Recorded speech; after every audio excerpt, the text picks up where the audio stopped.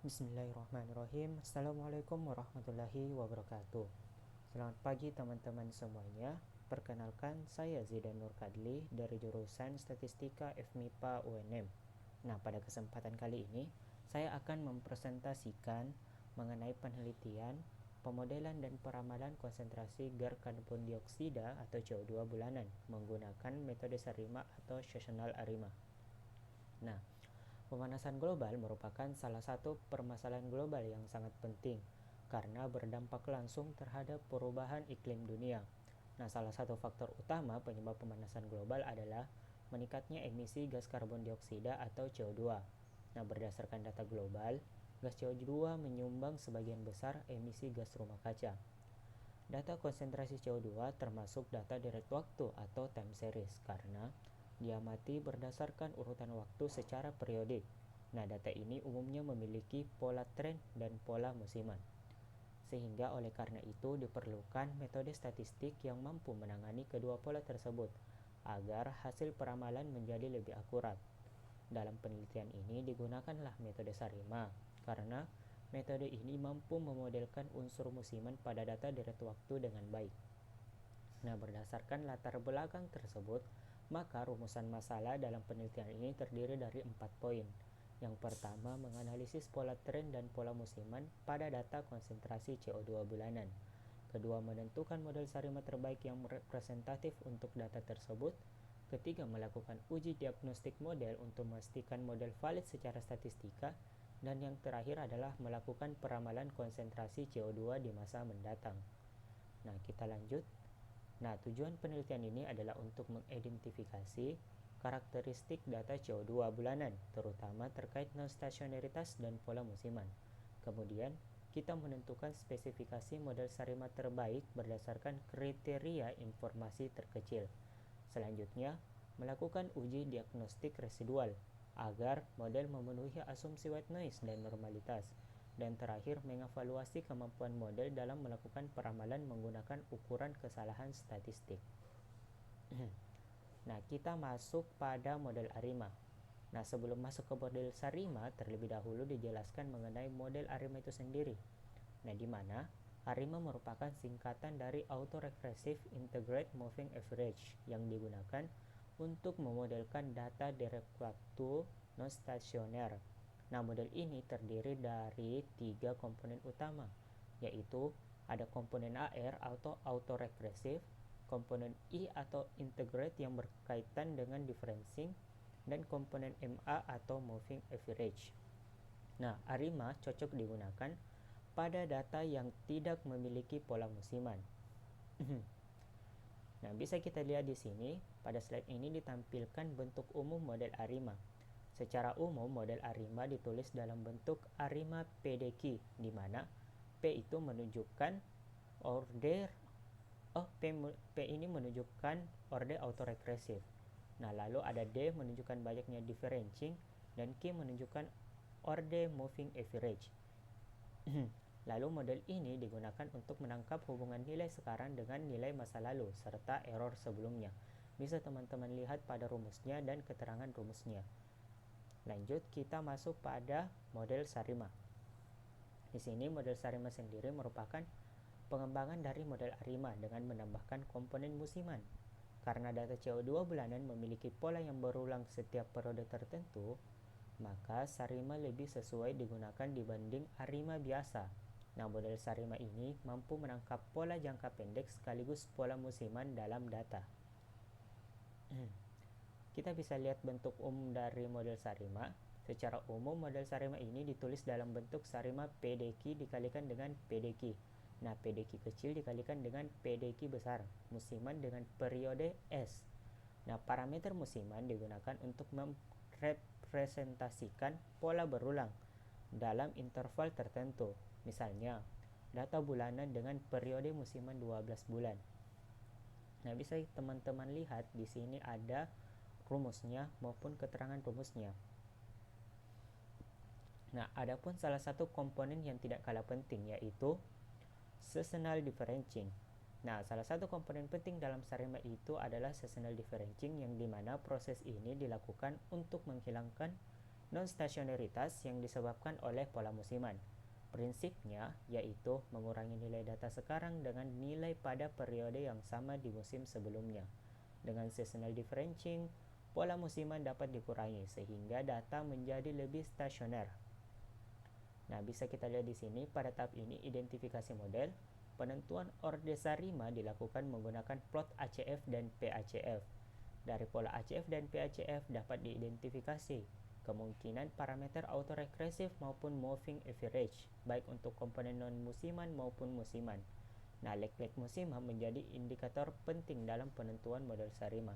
Bisa dilihat komponen-komponennya. Di sini ada komponen AR atau musiman P, komponen MA musiman Q, dan perilaku tails off pada leg musiman. Nah, adapun diagnostik model. Nah, setelah model diperoleh, langkah berikutnya adalah melakukan diagnostik model itu sendiri, di mana tahap ini bertujuan untuk memastikan bahwa residual model telah memenuhi asumsi statistik. Nah, asumsi yang diperiksa meliputi ada residual bersifat white noise atau tidak terdapat autokorelasi, residual berdistribusi normal, dan residual memiliki varians yang konstan. Nah, jika asumsi tersebut terpenuhi, maka model dianggap layak digunakan untuk peramalan. Lanjut ke peramalan atau forecasting, di mana tujuan utama analisis deret waktu adalah melakukan peramalan atau forecasting. Dalam penelitian ini, peramalan dilakukan untuk memprediksi konsentrasi CO2 pada periode mendatang berdasarkan pola historis data sebelumnya. Nah, hasil peramalan diharapkan dapat memberikan informasi objektif terkait kondisi kualitas udara dan perubahan iklim. Kita masuk pada slide metodologi penelitian. Nah, penelitian ini menggunakan data sekunder berupa data konsentrasi CO2 atmosfer yang diperoleh dari Scripps Institution of Oceanography melalui platform Kaggle, di mana dataset ini dikenal sebagai Killing Curve, yaitu salah satu rekaman konsentrasi CO2 atmosferik terpanjang di dunia. Data asli mencakup periode Januari 1958 sampai Maret 2017. Namun dalam penelitian ini digunakan data Januari dari 1985 hingga Desember 2015. Untuk apa? Untuk menghindari missing value dan memastikan datanya ini lengkap. Adapun tahapan penelitian, di mana penelitian ini menggunakan metodologi Box-Jenkins yang terdiri dari 4 tahap utama. Yang pertama adalah identifikasi model, tahap kedua estimasi parameter model, dan tahap ketiga diagnostik model untuk mengecek kelayakan model, serta dan tahap terakhir adalah peramalan menggunakan model terbaik yang diperoleh. Nah, seluruh proses analisis dalam penelitian dilakukan menggunakan aplikasi RStudio. Nah, RStudio ini digunakan mulai dari pengolahan data, identifikasi model, estimasi parameter, lalu pengujian diagnostik hingga proses forecasting. Langsung saja kita masuk pada praktek R-nya itu sendiri.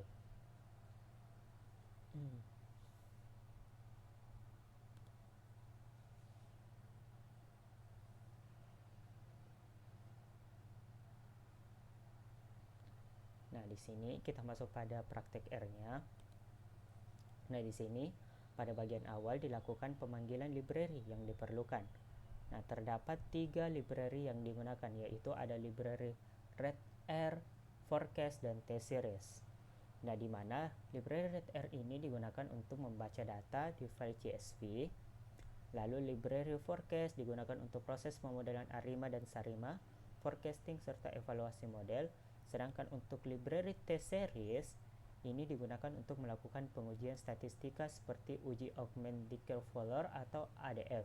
Artinya, bagian dari ketiga ini merupakan tahap persiapan tools yang diperlukan dalam analisis deret waktu. Kita langsung running. Nah, ini sudah running. Lalu kita masuk pada bagian kedua, yaitu import data dan time series. Nah, di mana tahap berikutnya adalah kita ini membaca datanya. Pada bagian ini di sini kita membaca datanya. Kemudian kita lakukan pengecekan dengan cara head data dan tails data. Head data ini menampilkan 5 baris pertama, dan untuk tails data ini kita menampilkan 5 baris terakhir. Nah, hasilnya menunjukkan bahwa data ini dimulai dari tahun 1985 dan berakhir pada tahun 2015 dengan satuan ppm atau parts per million. Nah, ini ppm. Oke, selanjutnya data diubah menjadi object time series. Maksudnya yang ini.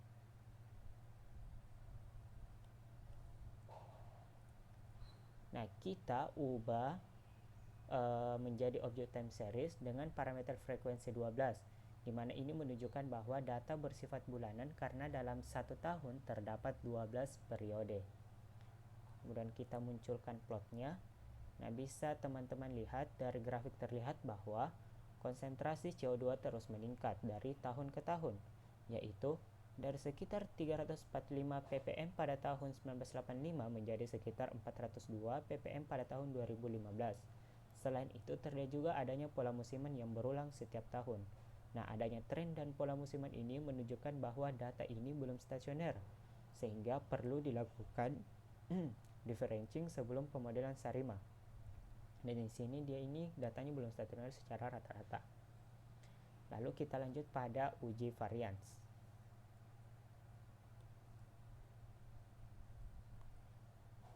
Nah, pada tahap ini bertujuan untuk mengecek stabilan varians data. Kita munculkan nilainya. Kita mendapatkan nilai sebesar 1,226732, di mana nilai lambda ini yang mendekati 1 menunjukkan bahwa varians data sudah cukup stabil sehingga transformasi box jog tidak diperlukan. Artinya data asli ini sudah layak digunakan untuk tahap analisis berikutnya. Nah, tanpa perlu transformasi tambahan. Namun ada catatan. Kita lihat pada plot awal itu mengidentifikasikan bahwa data ini belum stasioner dalam rata-rata, sehingga kita perlu proses differentiating. Untuk itu, kita harus membahasnya di langkah selanjutnya. Nah, di sini kita lanjut ke dicek stationer mean. Karena datanya tidak stasioner dalam rata-rata, maka kita pertama seasonal differentiating. Nah, dalam analisis deret waktu ini, model ARIMA maupun SARIMA kita harus bersifat stasioner, yaitu rata-rata dan variansnya itu relatif konstan terhadap waktu. Nah, karena dari grafik awal dari tadi ada tren dan musiman, maka dilakukan differentiating. Nah, kita lihat di sini. Di sini kan kita bilang seasonal differentiating dilakukan terlebih dahulu untuk menghilangkan pola musiman tahunan pada data. Nah, pada sintaks digunakan lag 12. Kita gunakan lag 12 di mana karena data bersifat bulanan, sehingga satu siklus musim terdiri dari 12 periode. Secara konsep, seasonal differentiating membandingkan nilai sekarang dengan nilai pada bulan yang sama di tahun sebelumnya. Misal kita ambil ini contohnya Januari 2000 dibanding Januari tahun 2000 dibandingkan dengan Januari tahun 1999. Contoh kedua itu Februari tahun 2000 dibandingkan dengan Februari tahun 1999. Tujuannya apa? Tujuannya agar pola berulang setiap tahun dapat dihilangkan. Nah, setelah seasonal differentiating dilakukan, pola musiman mulai berkurang, tetapi data menunjukkan adanya tren. Kita munculkan plotnya. Nah, di sini kita lihat plotnya ini berdasarkan grafik seasonal differentiating. Data konsentrasi CO2 tahun 1985 hingga 2015 terlihat bahwa pola musiman tahunan pada data sudah mulai berkurang. Data juga tampak lebih stabil dan bergerak di sekitar rata-rata, serta tren kenaikan yang sebelumnya terlihat sudah tidak terlalu mencolok, meskipun masih ada beberapa lonjakan pada periode tertentu. Nah, pola musiman pada data telah berhasil dikurangi. Setelah itu, setelah pola musiman hilang, data masih menunjukkan tren sehingga dilakukan differentiating biasa untuk menstabilkan rata-rata. Maksudnya tren ini, karena masih ada trennya, maka kita harus melakukan differentiating biasa untuk menstabilkannya lebih rata-rata, atau biasa kita lakukan differentiating biasa untuk menstabilkan rata-rata datanya lagi. Nah, di sini differentiating biasa bekerja dengan mengurangkan data sekarang dengan data periode sebelumnya. Nah, pemisalannya itu seperti nilai bulan Februari dikurangi dengan nilai Januari. Nah, Maret dikurangi dengan Februari. Tujuannya untuk menghilangkan tren sehingga rata-rata data menjadi lebih stabil terhadap waktu. Nah, kita munculkan plotnya. Nah, ternyata berdasarkan plot data setelah differencing lengkap, nah terlihat sudah berfluktuasi di sekitar nilai 0 dan tidak menunjukkan tren yang jelas. Hal ini menandakan bahwa data sudah stasioner dalam rata-rata, dan pola tren dan musiman pada data CO2 juga telah berhasil dihilangkan, sehingga data ini menjadi lebih stabil. Kemudian, karena sudah stabil, kita uji ADF-nya. Nah, pada saat kita uji ADF-nya, kita memperoleh nilai sebesar decay value-nya itu min 6,7251 dengan p-value 0,01. Karena p-value-nya ini lebih dari 0,01, artinya data setelah differencing sudah stasioner sehingga dapat dilanjutkan ke tahap pemodelan SARIMA. Nah, kita lanjut pada identifikasi model ACF dan PACF-nya. Nah, karena di sini muncul plot. Nah, di sini digunakan pada tahap ini kita ini bertujuan untuk mengidentifikasi dugaan orde model SARIMA melalui grafik ACF dan PACF. Nah, ini grafik ACF dan ini grafik PACF-nya. Nah, ACF digunakan untuk menduga komponen MA dan PACF-nya digunakan untuk menduga komponen AR-nya.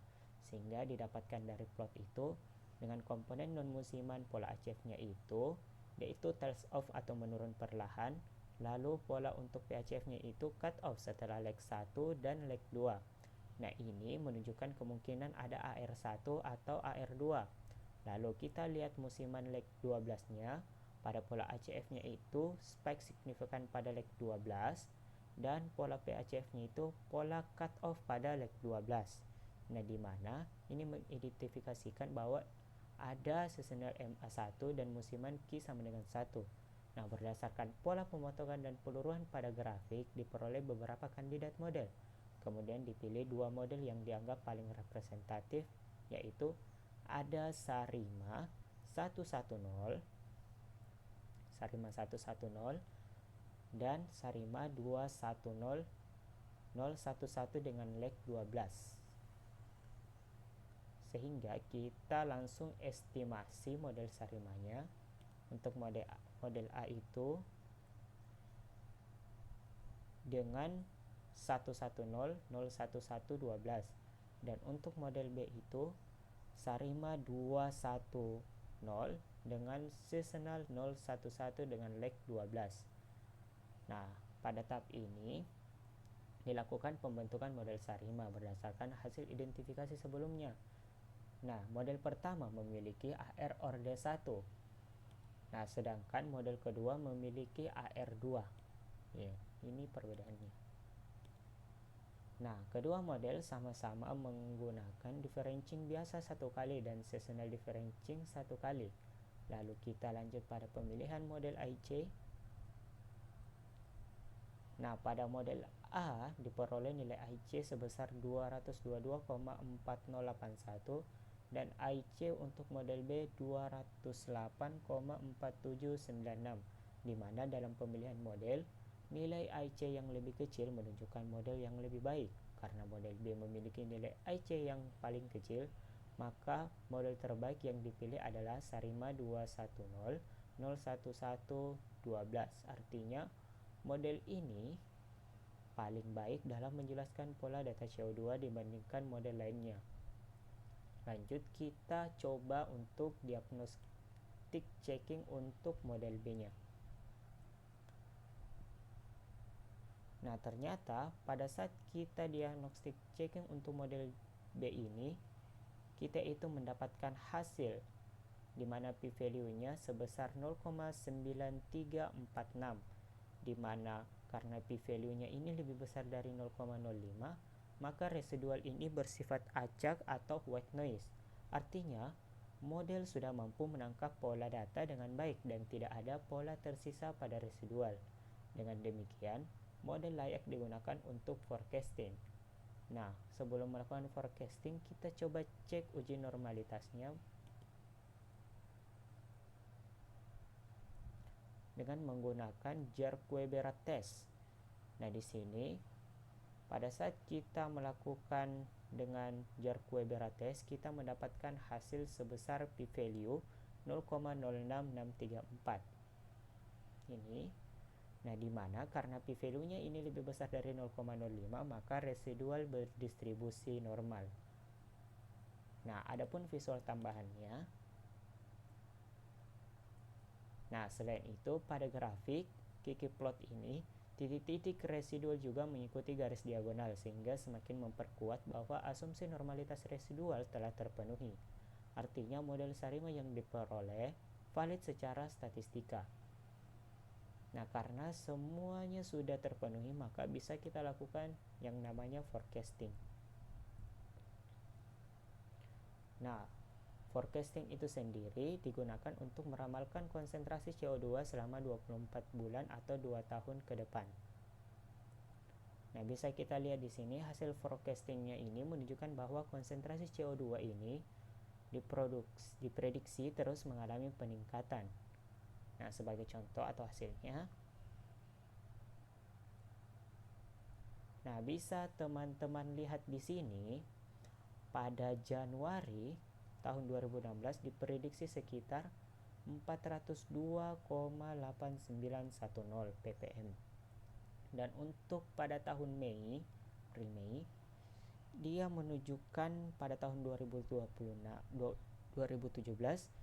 dia ini menghasilkan nilai sebesar 408,7763 atau kita bulatkan 408,78, di mana hal ini menunjukkan bahwa adanya tren kenaikan konsentrasi CO2 dari waktu ke waktu. Selain itu, tersedia juga interval prediksi 80% dan 95%.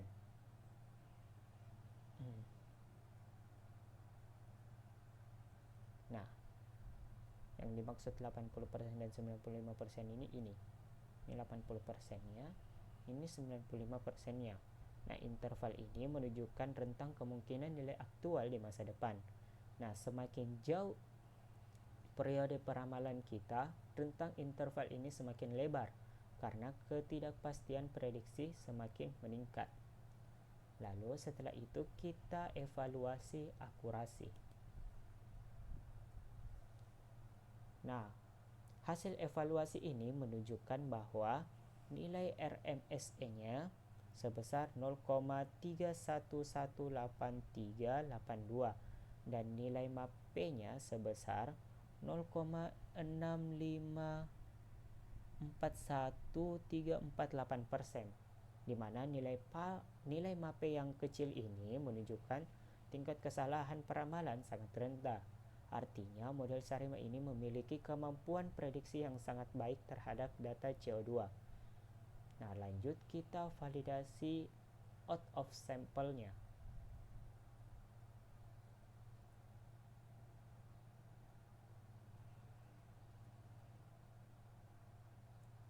Nah, di sini kita mendapatkan, di sini kita menggunakan data trainingnya itu sebesar pada tahun 1985 hingga 2013, dan untuk data testingnya itu dimulai dari 2014 hingga 2015, di mana tujuannya ini untuk mengetahui kemampuan model dalam memprediksi data yang belum pernah dilihat sebelumnya, sehingga hasil evaluasi testing menunjukkan bahwa RMSE itu sebesar 0,4577 dan untuk nilai MAPE-nya sendiri itu sebesar 0,83144422, di mana nilai error masih sangat kecil, sehingga model tetap memiliki performa prediksi yang baik pada data baru.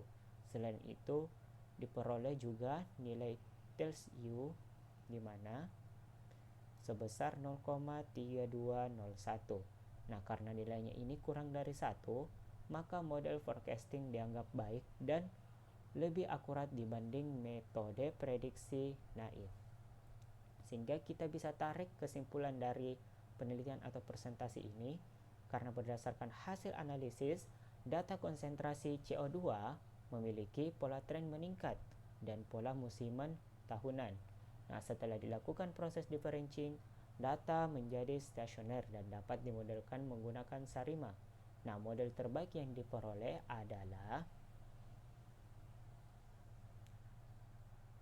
kita mendapatkan model terbaiknya, yaitu karena model B itu artinya dia itu adalah Sarima ini. Nah, Sarima 210011 dengan leg 12. Model ini dipilih karena memiliki nilai IC yang paling kecil, residualnya bersifat white noise dan residualnya sudah berdistribusi normal, dan menghasilkan tingkat error forecasting yang sangat rendah. Nah, mungkin itu yang dapat saya sampaikan, sehingga kita bisa tarik bahwa di sini kita mendapatkan model, yaitu model Sarima 210011 dengan leg 12. Kenapa demikian? Saya ulangi dan saya tekankan, karena Sarima 210011 leg 12 ini, dia ini memiliki nilai IC yang paling kecil, lalu residualnya bersifat white noise, residual berdistribusi normal, dan menghasilkan tingkat error forecasting yang sangat rendah.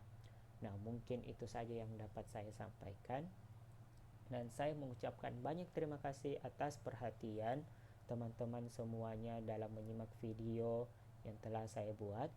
Nah, apabila ada kritik atau terdapat kritik, saran maupun pertanyaan, saya dengan senang hati akan menerimanya dan akan mengevaluasi apapun yang teman-teman berikan kepada saya. Jangan lupa like, komen, dan berikan subscribe di bawah channel ini. Saya tutup dengan ucapan wabillahi taufiq wal hidayah. Assalamualaikum warahmatullahi wabarakatuh.